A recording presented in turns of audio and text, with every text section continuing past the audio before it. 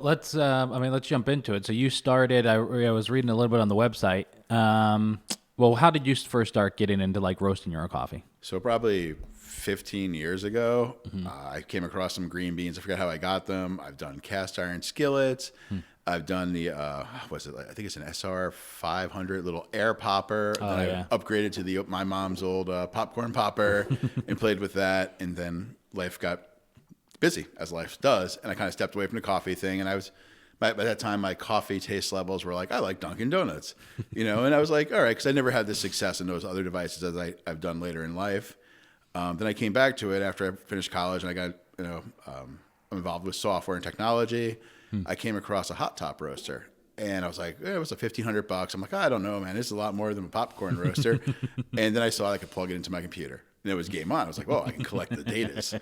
So I got the roaster coming, and I started Googling around, and I found Artisan Scope, which is an open source software for roasting software. Oh, cool. And I always support open source software. I believe in it. I believe it's honestly more secure, but that's a whole other conversation for another podcast. And so I hooked it on, and it's amazing to me. And I still laugh to this day. My $1,500 hot top roaster, I got that K plus model. I plug it into Artisan. I have full automation. If I wanted to it. That's just a thing that makes me laugh because it's a $5,000 upgrade from most other roasters, if not more. And I remember I came across Sweet Maria's because they are the place to go when you're a home roaster online. And I ordered my first bag of Costa Rican. I put it in a roaster. I just used the standard profile. I watched the graph go up. I waited 3 days to drink it, and I made a pot. It was the best coffee I ever drank. Wow. And so that's where I originally started. That's where I got the bug, and I started giving away the coffee. And the only drawback to my hot top was I could only drop about 2 roasts an hour. I half-pound roast, had to let it cool down. It's not a commercial machine. It's a prosumer machine, as I refer to it. Yeah. And I had a lot of friends that wanted coffee, and I started finding myself on Saturdays and Sundays sitting around just throwing a roast in whenever I could just to keep up with demand, which eventually led me off to buying a small commercial roaster, a 2 kilo Ambex. And How much was that thing? I think new they're like $8 or $9 grand. Wow. I bought one used. Yeah. And I got it from a local roaster that was looking to upgrade. And what I liked about it was he let me spend some time on it. He talked me through it, and he promised me that if I disassembled it, he would show up one day and help me put it back together if I couldn't figure out where all the pieces went. And after he said that, I was sold. So I moved it into my garage, and I had it hooked up. I'd opened my back door of my garage up. I had a dryer vent duct out. I had my laptop hooked to the roaster, and I started roasting. I bought my first bag of a full bag from an importer, Costa Rican coffee. And I had 150 pounds to drink. But at the time, I loved it. When we got to the end of the 150-pound bag, my taste buds were like, I need something different. But I do love the Costa Rican coffee. Yeah. And so kind of moving through my timeline. Yeah, and, man. I ended up started giving away coffee because, we were talking earlier, but I'll repeat it for the podcast, was I was just giving the coffee away because I really enjoy just roasting coffee. It was a really peaceful time to step away from the other strains of life and my other careers. And I end up sitting there and have 20, 30, 40 pounds of coffee. And it's just, what am I going to do with it? I can't drink this all. So I started giving it away. Then some people were like, hey, we'd like to buy your coffee. And I was roasting out my garage. I'm like, I know this is not legit. So I looked around and I found a legitimate garage to rent and, got it certified and approved by Ag and Markets to roast coffee, bag coffee, sell coffee. And that's kind of how the Cracked Bean Roastery started. That's wild, man. Yeah. And it's been a passion. It's not a drive. It doesn't feel like a drive to me where I've had in other businesses where you got to grind it away. Yeah. And I'm just having fun. And as Michelle, the owner of the Cracked Bean Roastery, says, and also my girlfriend, which is sometimes the hardest boss to work for, she said, we roast coffee the way we like to drink it. Yeah. And I agree with that. Maybe I'm a selfish roaster, but I like to roast what I like to drink. Yeah. And I think there's enough people in the world that you're always going to have fans of your styles. Yeah. Every roaster I know has a different style, and they're always going to have their fans that truly love the way they roast, and I have my fans that like the way I roast, and I think that's one of the greatest things about coffee is we could all take the same bean and we could all produce something different. Yeah, that's wild. I didn't know that. I mean, I knew you could choose to make it like a light or a dark, you could roast it shorter or whatever. But I didn't know that there was I thought it was just kind of, you either pull it at this time and temperature or you don't, So there's definitely a standard, what I would call a roast curve. And you could just kind of generically go, you drop your coffee, and every roaster is a little different. So you drop your coffee at, say, 400 for a normal washed coffee. Your coffee curve is going to drop down, which is kind of an illusion. The roaster really isn't getting cooler, but the beans are getting warmer, and there's a bunch of science into that. But I've read about that I'm not going to try to even speak about. But so your coffee temperature drops on your gauges, and basically it turns and hit curves. And the curve is when it starts bringing temperature back up. And from that point on, the way you roast, how fast you get to the dry stage, which is about, say, 300 degrees, give or take. Like I said, every coffee is different, depending on your roasting facility. You have the door open. It's a cold winter day in central New York. Huh. And then as it's heat versus time, and depending how long you drag different parts. Drag, that's not really a professionally sounding word. But as how you extend your roast, and when you bring it to first crack, how long you have it go through first crack, how far you go beyond first crack, you bring it up to second crack, all can definitely change the flavor of coffee. I think different people have different sensitivities to it. I'll be honest. My sensitivity is probably like a 70%, where other guys I know, they're just on it. I mean, those are guys that are certified to taste coffee, which I've met a few of those guys who enter competitions. I've known a few roasters enter competitions, and it's just interesting. It's all different. Yeah. And everybody has their approach. Yeah, the world of coffee is like crazy. What is it? It's like the second biggest commodity? Yeah. Like second or third? It's tremendous. Yeah, something crazy. Yeah. So I guess it does make sense that there's like this crazy world of coffee. And I kind of think, like, in my head, I'm thinking there's got to be some like seediness to the coffee industry somewhere in this world, right? I mean, there's got to be some. Glad you asked. No, I'm just kidding. There's got to be some fucker over there that's like, doing his shit and like making millions upon, like the underground world of coffee trading. I'm very skeptic. Right, of a lot of things. The underground world of Fight Club and Coffee Club. First rule of Coffee Club. So, not in my world. Right. I try to be a very straightforward person. I believe in being really honest about things. And if you ask me a question, I'm going to give you an honest answer. And this is a passion. It's not a business I have to drive to survive on. Yeah. So I get to be a lot more freer, and I don't have to play games that any other business, not just coffee, would have to play. So some things that I wonder about, and I don't know, and it's just an honest thing. Yeah. So say I'm going to use fair trade because that's an easy one to pick on. Yeah. Fair trade coffee. The farmer gets a certain amount, so on and so on. With any kind of organization, you have overhead. Yeah. So I wonder, and I can't find the numbers, how much money of every dollar actually makes it to that farmer? Mm-hmm. I don't know. Yeah. I want to be a true believer and believe like 99.9% of every dollar goes there. All right. So I'm not sure if that's the seediness you're talking about, or like you thinking like back alley deals. I'm sure that there's just like some like coffee mafia, there has to be. I mean, it's such a big Luckily, thing. There's a lot bigger targets in central New York. Yeah, for sure, man. Once I see all the other roasters disappearing, I might have to go underground. But so some seediness. I got one for you that I think maybe will apply. So people who directly import coffee, that's a strenuous occupation in my mind, from what I understand in horror stories I've heard. So when you buy a container of coffee, bigger importers, they will taste random bags, because I forget how many bags and bags of coffee are in a cargo container. They'll randomly sample, and verify this is the coffee we paid for. They'll seal it at port. It'll go, ship, get here. They'll sample again. They'll sample at their warehouse when it gets there. And the stories I've heard of, like, in the middle of it all is like 2 bags of rocks, and really? And they're weighing it down, and all kinds of switches on coffee, and it showed up moldy. So I guess when you're sitting at a coffee producing port, the roof leaks all over some bags, you're just like, hey, I'm going to shove it in there. I guess that's shady. I would never do that. Yeah, for sure. And that sounds like just like a typical day, like shit like that, I'm sure is going to. Yeah, I'm like wondering if there's like a coffee cartel or something like that. I mean, it's a commodity. Yeah, right. It's got to be, right.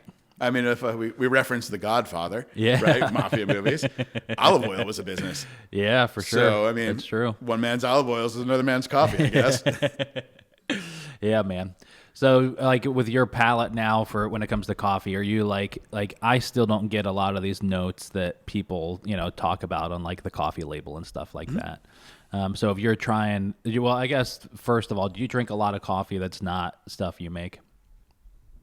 I will sample a cup of coffee. Anybody that produces one, other than a generic, corporate coffee, Yeah. I'll drink it when I need to. Yeah. But I will try any coffee shop I go to. I will always buy a cup of coffee and try it. Yeah. Excuse me. Yeah. I figured, why not? Yeah, I'm not for going to be. I like coffee. I want to try everybody's coffee. Yeah. Is it like when you're trying a different roaster's coffee, are you thinking to yourself like you sitting there and like trying to take it in and figure out what's in it and stuff like that, or is it still just coffee? I want to enjoy the experience, Okay. and I'm not so caught up. I'm not doing market analysis or Right. competitor Yeah, for analysis and being like, oh my god, I think he did this with this and that. I've seen people get very protective of the origin of their coffee, though a lot of it goes both ways, right? Some roasters will put, I got it from this farm, this place, blah blah blah, and then I've seen other people be like, I just have this, and then also the way they roast it are very protective. Some roasters talk about it, some won't. They think it's a corporate secret, and in my opinion, I believe a little bit of it is, but you probably get all the information out of me if you just come in and hung out one day while I roasted coffee. I'll just tell you about it. Yeah, for sure. And so I do try other coffees, and you asked me, and I'll go back to it, the flavors and the notes. Yeah. I said, when I drink somebody else's coffee, I just try to enjoy it. I just want to see what it's like. My own coffee, a lot of people cup, and my palate's not developed enough for that. Yeah. Just like wine. Right. Wine is good or bad. When I cup, it's good or bad. But there's certain taste sensations. I can't analyze all the flavors. That's a skill you train. Yeah. And I have the utmost respect for people that do that. But for me, when I sample coffee and I cup coffee, basically I fill a cup up. I wait, 3 days, let the coffee air out, make a regular cup of coffee, and I drink it. And I say, all right, this is a little bit dark, a little bit light. I could taste some like a chocolatey note. I want some more fruity flavor, some more acidity into it. I'll roast it lighter, and that's how I cup. I cup full cup. I don't cup half cup. That's cool. I guess Yeah. I don't have, Man. I'll have to think on that one and make it funnier. Yeah. No, I like that. Yeah. That's so you're letting each thing air out for 3 days? I let the coffee breathe. It drops Wow. carbon dioxide out. So if you ever take fresh roasted coffee, put it in a sealed jar, you get that pop. That's the CO2 coming out of the coffee bean. Okay.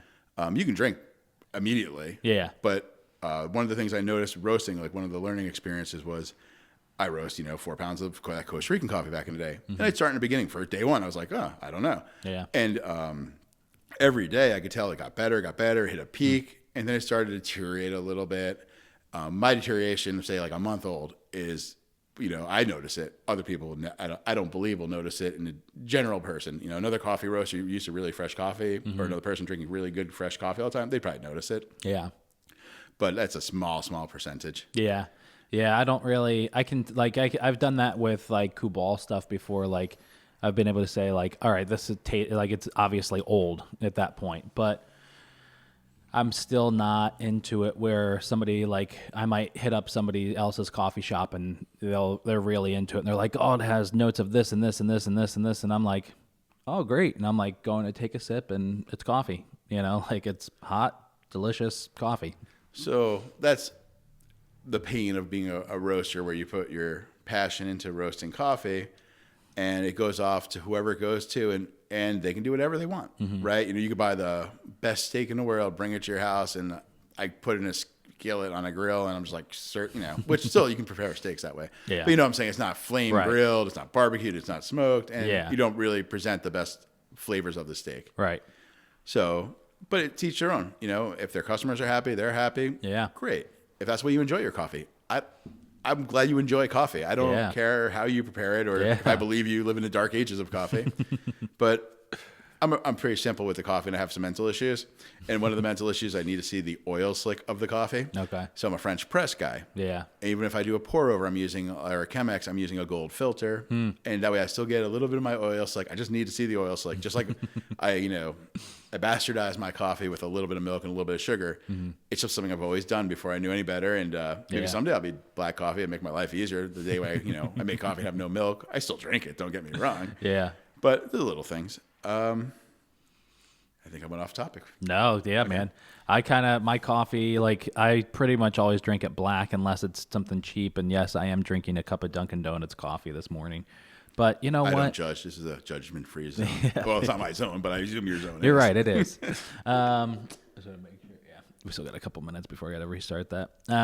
But it's convenient. And this is the thing that drives me most crazy about third specialty coffee roasters. Third wave. Yeah, which, whatever.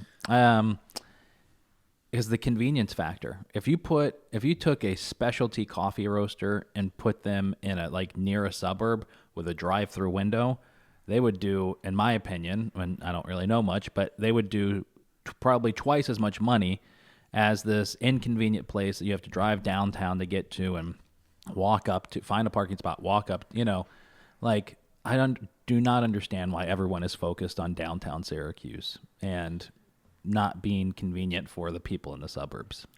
I think it's population density, right? You're looking to open a coffee shop. I will sell more cups of coffee downtown Syracuse versus you're probably going to pay more rent for retail space downtown Syracuse. I believe I haven't done the market analysis on costs versus sales projections. And I see a bunch of coffee shops downtown. I have to assume they're paying the bills. Yeah. Right. And all these coffee shops are growing and doing well from what I hear.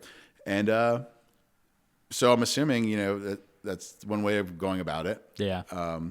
When you say the drive-through huts, so when I was first thinking about doing the coffee business and really getting into it, my girlfriend and I flew out down to San Diego and we drove the coast up to Seattle. And we stopped at every coffee shop we could find, trying out different coffees, and a lot of great places, a lot of different techniques, a lot of different ways people present. And I enjoyed it all. Yeah. I like the food that came with some coffee shops, the coffee. Sometimes the food was better than the coffee, but I enjoyed the experience. And the drive-through coffee hut is an interesting thing to me because I came across Dutch Brothers. And what Dutch Brothers reminded me of was I grew up on Long Island, so maybe the Long Island people listening will recognize this, but Dairy Barn. Yeah. Dairy Barn was basically let's call it a big shed barn. And you had drive-throughs on both sides. You can go through, get milk, eggs, bread, the basics, And it was convenience. I remember my mom driving home, going through a Dairy Barn to pick up a gallon of milk because it was convenient. I didn't have to go to Tops or whatever food store it was back. King Cullen was the Long Island one we went to. I have to walk in, park. So it's convenience. And I definitely see how that translated out to Dutch Brothers Coffee out on the West Coast. I think they're decent size. I think they have probably like 20 or 30 locations. Don't quote me on that. I'm just guessing. But that's what they do. Yeah. So we even have a local roaster that does that here. Yeah. Simple Roast out in Auburn. I mean, every time I go by his hut, I see lines of cars. He's doing something right. Yeah. Yeah, man. I think that's great. I agree with your convenience statement. Yeah. I'm just going to redo the camera real quick. This camera has a 30-minute cycle. Oh, the SD cards on it? Yeah. So it's Sony camera. I love the camera. I've had it I bought it. It's been a little over a year. All of this stuff, I had the podcasting equipment back when we first started. Because my first thing in higher education was sound engineering. Oh, nice. And so I had the gear and stuff. But last year I was Thanksgiving morning going through all the Black Friday ads. And I was just why don't I have a really nice camera and start putting out good content instead of just taking pictures with my iPhone.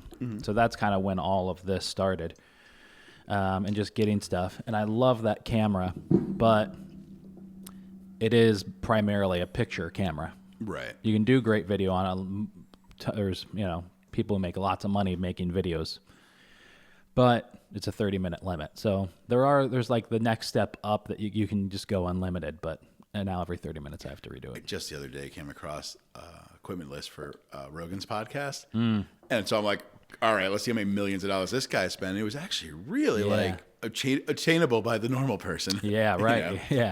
Yeah, they've got, I'd love to have a Jamie, man. Right. Yeah. I mean, ideally there's actually a space across the hall I want to get that's a little bit bigger than this.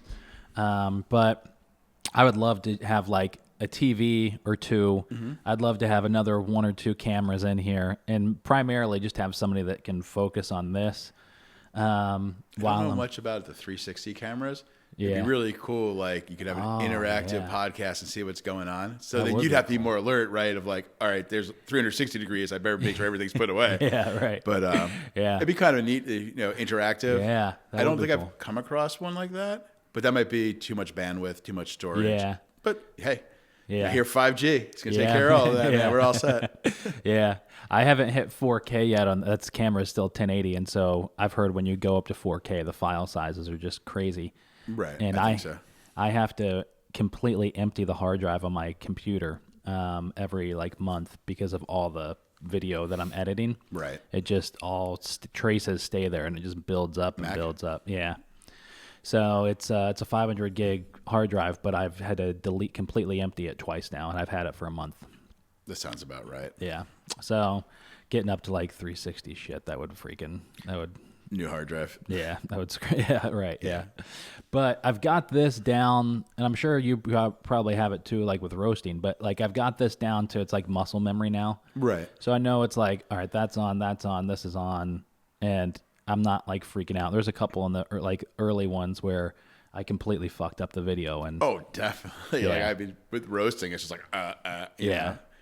So like you started this as kind of like something to like zone out on and kind of chill with and like a hobby. Right. And then the girlfriend took it to a business. Right. Are you the type though where even as a hobby you're like obsessed with it? As a hobby, I was more willing to play with things. Okay. And then it's just a matter of time. I still go back to my little hot top and I'll take a new bag of coffee. I have the way I want to roast the profile. But, I'm doing half-pound drops on a hot top just to try different things and see, if I find something I really like, then I'll do one batch on a roaster. And if I like it, maybe I'll change it. I make changes along the way. Yeah. I believe in consistency and I believe in change, so I have issues. Like I said, I didn't lie when I said I have some issues. Yeah. Yeah. So you're from Long Island originally. Oh, yeah. That's North wild. Shore, Nassau County. I would not have guessed that in a million years, But man. the beard and the... Yeah. Not really flannel. I don't know No, what this is, but I would have guessed like it's silky smooth. yeah. Just like the coffee. Oh, Yeah. yeah. You need a Jamie plays drums. I know, right? man. Get the Yeah, I center. need somebody like that. Yeah, maybe I can get the bear to do it. I can give you the quick how Glen got to Central Yeah, New York. please. When I graduated high school, I said I'm going to go to the farthest place away from Long Island. I judged my finances, and I said, "Hey, SUNY school." I went to SUNY Plattsburgh, Nice. and I ended up living up on Lake Champlain, going to school. Then stopped going to school, and I bartended. I cooked in restaurants, and I did that for 8-10 years. And I was getting a little older and a little tired, and I still like the fishing though, and being on the water every day.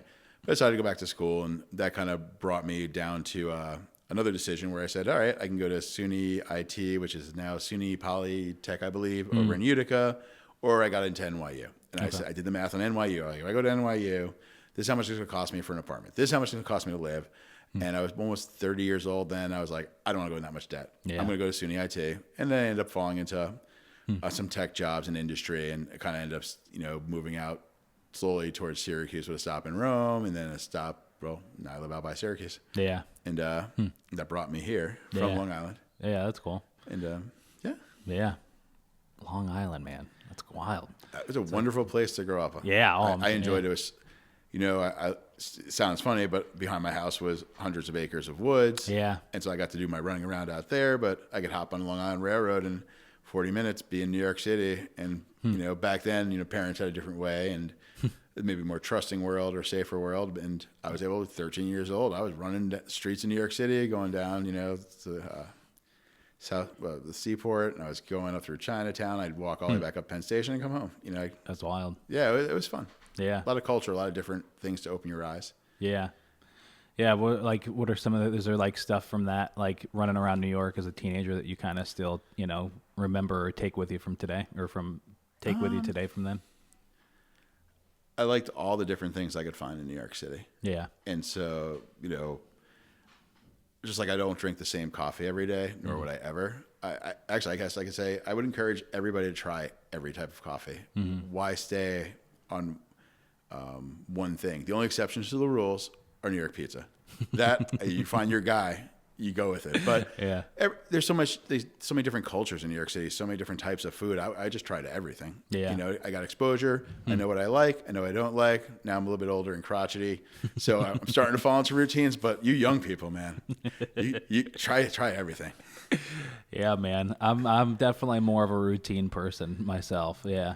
Not as much as my wife, but Rebecca is, she likes to kind of stick with what, there is. But, I'm definitely, I don't really get too much out of, my routine with certain things, which sucks for the Instagram account. Cause there'll be like a month where I go to Kasai Ramen like twice a week for lunch. We went there the other day. We really enjoyed it for dinner. Yeah. Yeah. Isn't that great, man? Yeah. No, I like it. It's different. Yeah. Yeah, for sure. So, so you're not like an obsessive person when it comes to it, just kind of like a tinkering around and figuring out what works and what you like when you're first getting started. For coffee or back then? Yeah. Yeah. I roast what I like. I still kind of keep that. What my girlfriend said, she's like, we roast what we like. Selfish roaster, I do. Yeah. You know, if somebody's like, I don't usually go too light on coffee. It's just not my preference. Yeah. Every once in a while, I'll play with it. I stopped out at a roaster out in Saratoga. He had a really light Kenyan. And I'm like, it's not my cup of coffee, but I liked it. So what I do, as soon as I got back, I took one of my Kenyans and I roasted it light. And I didn't achieve the same coffee as him. It was different beans, so on and so on, different styles. Yeah. And I liked it. And I'm sure there's people who would like it, but it's not my cup of coffee. Yeah. So, and there's plenty of people who go light and they believe in light. And, I'm more of a medium guy. There's people that love their dark coffee. Mm-hmm. And that's where there's so many opportunities in coffee to go so many different ways and express yourself and roast what you like. Yeah, man. There's tons of people in the world. And we were talking, I'm not sure if in a podcast or earlier, about how big the coffee industry is. It's the second or third biggest commodity in the world. I listened to another podcast and they said, specialty coffee industries, I want to say something like only 2% or maybe 10% of all coffee. Yeah. So there's room to grow. Yeah. Yeah. I believe that there is. I can get that. I just wish that there was something. I was talking to Matt on the podcast on his episode about this, and we kind of did it the other night, but I miss the like coffee shops of like the late 90s, early 2000s. Now I'm too young to have actually experienced being in a coffee shop in the late 90s. I'm 33, but like even like if you go back to like the old movies, like do you ever see So I Married an Axe Murderer? A long time ago. Yeah, man. That was with the woman, right? With Mike Myers and I forget the actress's name. The blonde woman. Yeah. Mike Myers was in. I forgot about that. Yeah, he was like the main character, and like the opening scene is like this, and they're in San Francisco, so it's a little bit different. But the opening scene is like they're in this coffee shop, and he's like up on stage, or he goes on stage and does like it's like an open mic night, but for poetry. Mm-hmm. And like he like gets up there and does this poem, and then people are like snapping their finger, so it's like beatnik shit, right? A little bit, but just like that fucking coffee house experience of like people hanging out there late at night. A place where everybody knows your name. Yeah, man. Yeah, you might be able to watch some Cheers. You'll be all right. No, yeah. I used to watch that. I used to watch Cheers, Frasier, and MASH with my dad. I still watch Frasier. Yeah, Frasier's a great show. It's my go to sleep. Yeah. Like you go to. Yeah. I went to a coffee shop years ago, and when I was a teenager, and ordered a cappuccino line on the phone and just a whisper of cinnamon like Niles does on the show, and nobody in the nobody got it. Yeah, nobody got it. Yeah. But like I wish that there was like a coffee house. Maybe it's the culture. Maybe it's just, I don't know what it is. But I just wish there was a coffee shop that was like that, open late night, kind of have that place for musicians and artists. A few that do it. Oh, really? There's one up in Plattsburgh, New York, that they do a lot of music there and so on. I'm a big fan of live music. Like I rather listen to bad live music than anything recorded. Like it's just a feel. It's fun, really? Energy. Yeah. I just appreciate people, performing. Mm-hmm. I don't know of anybody around here that really keeps it open later. No. We just did an open mic night the other night at one of the cafes, and I felt bad for the person, because the artist, because we found out she could do it like the day before. Mm-hmm. And it was just an hour-long gig, but nobody showed up to it because we had no time to really tell anybody about it. But she did a great job. And even though it was like 5 to 6, I was just sitting there. I'm thinking, man, like it would be really amazing if it was like 9 o'clock right now and we were able to do something like this, have a late night thing that popped up. I agree.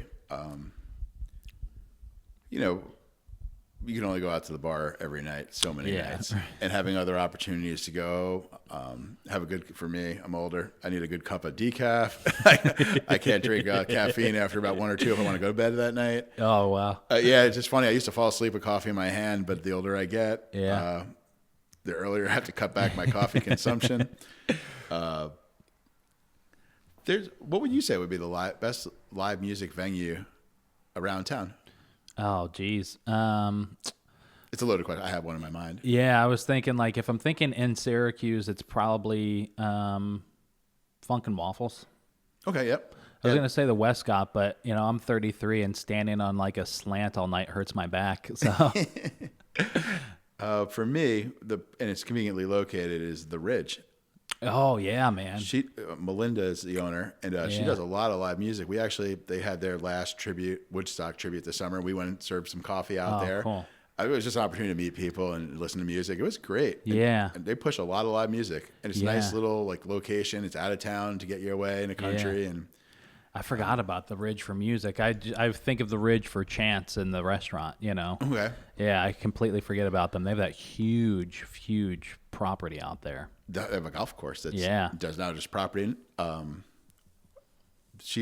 believe it's her sister, correct me if I'm wrong, owns, or both of the sisters founded Clear Path for Veterans. Oh, cool. Out there. And they do all kinds of, services for veterans, and they're right next door to each other. So I'm assuming they that's awesome. go forth. I found out about Clear Path just because they do service dogs. Okay. For veterans, and I remember just being out and about in town, and like here's these dogs, and I always have questions about dogs. I'm a dog lover. I have a couple German Shepherds. Oh, cool. And that's how I found out about Clear Path. I think it was Bacon and Bourbon's their other big festival during the summer. Okay, yeah. Which, I mean, those are things that are close to the heart. But yeah, man. that's a great location. Like, I would definitely go there. Yeah, for sure. And I do go there. Yeah. I got to judge. I got to be one of the 3 judges in like a chef cook-off thing that they did out there, and last winter, and that was a good time, man. And like Chance, who is the chef at the restaurant out there, does some absolutely amazing work. That guy's super freaking talented. I enjoy everything I go out there and eat. Yeah, man. Yeah, he's really good, and it's just such a gorgeous restaurant. I mean, that huge fire pit right there. And, I love the funnel. Yeah. Yep. It's very 70s, 80s, kind of like Mork and Mindy-ish in a sense. Like, here's... Yeah, man. Yeah. Definitely my kind of fireplace. Yeah, for sure. That place would also make a killer coffee shop. Imagine having that place as like a coffee shop. That would be the exact opposite of a downtown cafe. Yeah, fuck yeah. I'd be curious. I don't have the funds to take that kind of risk, but if there is some, angel investor who wants to open up a beautiful coffee house. Yeah, man. Yeah, I don't know. I think that'd be cool. It would be. I mean, if that was a coffee shop, I'd go get coffee. That would be my go-to place to bring my laptop and chill out. Yeah. Yeah. So like for me, specialty coffee is just, at least in the area, is just changed where like, maybe it is, and not just like one shop or anything like that, but I just feel like it's gone from kind of like that place where people went, and people still go there and hang out and work and whatever, but like that place that people went, and to like now it's just kind of like something that has the coffee, I guess. I remember going to Cafe 407 back in like the earlier 2000s, 2008, 2009,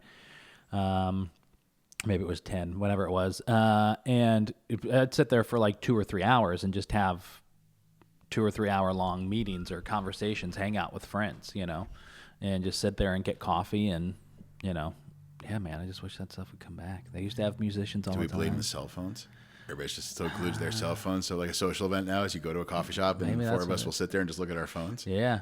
Hey, that's quite a possibility. I mean, you're a tech person. How do you feel, right? So like, how do you feel technology has bettered society or worsened society? I think it's done a little bit of everything. Yeah. There's I don't know the name. It's Charlie Chaplin, and like one of the first films he talked about. He made a speech. It's like the first thing he did, and I can't remember the name of the movie. He says technology has, I'm going to butcher this quote, but it's something about how technology has brought us closer together but made us further apart. And it's a great speech to listen to. I find it, you know, his skills when he talked were excellent. The speech was excellent. I think the movie was called The Great Dictator. Okay. It was a play off of, I think it was done prior to World War II to kind of point out that kind of thing. And again, take it all with a grain of salt. Got something right in there. Please Google it. We all have our phones, probably sitting in a coffee shop, listening to this podcast, looking at our phone. Google it. Yeah. But definitely, Yeah. you know, it enables society a lot. Yeah, for sure. But I remember I'm older than you, and growing up, and I didn't have a cell phone. Then my early mid-20s, I think I had a Motorola flip phone. Yeah. Which I'm kind of interested to see when they come out with that new one. Yeah. You know, go back to old school. I think it was a Starcom or something like that. Yeah. I remember the orange screen, monochrome screen, and but yeah, you know, people just need to balance technology just like they balance their alcohol, balance their partying, balance their life. Yeah. You know, just don't get sucked into it. There's a whole wonderful world out here. Yeah. Make content for the internet. Now you're out doing it, and you're putting it out to the other people who want to watch it. That's almost a disease, though, is to be a content creator, man. That sucks. Yeah, I watch a bunch of these YouTube guys, man. They drive hard. I don't know they seem to be able to live their life, but with any job, right? The greatest job in the world. I used to be a bartender. People are like, oh, you have the greatest job ever. All right. And after you do it, you know, 4, 5, 6 nights a week, and you're grinding it away, and you're doing it for years, it's just a job you grind at. Now, granted, bartending is fun, but it's still a job. It's still a grind. Mm-hmm. Yeah. And it kind of ruined me for bars. And, you know, I used to basically work behind bars. I drank for free. Yeah. I never had to wait for a drink. They were always poured right. You know, nowadays I'm just an old guy, and like nobody pays attention to me, right? I go to the bar, I gotta wait. It's under poured. I'm like, I'm not even going to bars anymore. I'm done. Yeah, I've never been a huge bar person, but Rebecca and I lately been going to Change of Pace, which is near the house, and it's on the north side.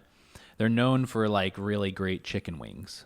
Okay. And I've been told, I don't know if it's true, but I've been told that he buys his chicken wings from a local farmer somewhere. I do not know. Yeah, which would be pretty interesting if he did. But anyways, it's just like the quintessential dive bar. So we go there and hang out sometimes, and that's fun. But we always just drink beer. Beer. Nothing wrong with more beer you drink, the better the chicken wings are, right? Yeah, Worst case exactly. scenario. Yeah, man. I got my few wing spots around town, and Yeah. I like Shifties. Yeah, you know, oddly enough, I haven't been there. Really? Yeah. Mondays is like wing day. It's Really? a good day to go get a bucket of wings and sit down and get your wing on. I'll have to check that out, man. Yeah, maybe this Monday because Rebecca's going to be out of town. Yeah. All right. Well, where can people find you guys? So right now, we're at the Fayetteville Farmers Market, which is currently every other Thursday. Cool. Out by Fayetteville Town Center. When warmer weather comes, it'll be every week out there. We're open Saturdays to the public, 11 to 4 over in Manlius on Brickyard Falls Road. Okay. Google us. Yeah. We have currently we're looking at, I just got a bigger roaster. We're looking at potentially growing our roastery space out. We're potentially looking at cafes to open. Yeah. We're kind of looking at expanding. That's awesome. We're taking our time. We're in no rush. We have a 5-year plan, and we don't want to go too fast. Yeah. We have a 10-year plan. But right now, order online. Come see us on a Saturday. If you're somewhat close to us, we'll even drop it off at your house. We'll ship. That's awesome. Watch us on Instagram and Facebook. We announce when we're doing events. Yeah. We did the event over where I saw you over at the F Shed. Yeah. How was that for you guys? It was. I love it because I just got to talk to a bunch of people. Yeah, that's cool. You know, I guess maybe I'm just a roaster. My girlfriend's gonna cringe when she hears that because, on my business card it says Glen, I roast the beans. Yeah. And whenever it's a station, I'm like, I just roast coffee. I don't know anything about this stuff. And I had fun. Yeah. I don't look at the numbers. Yeah. Right. That's cool.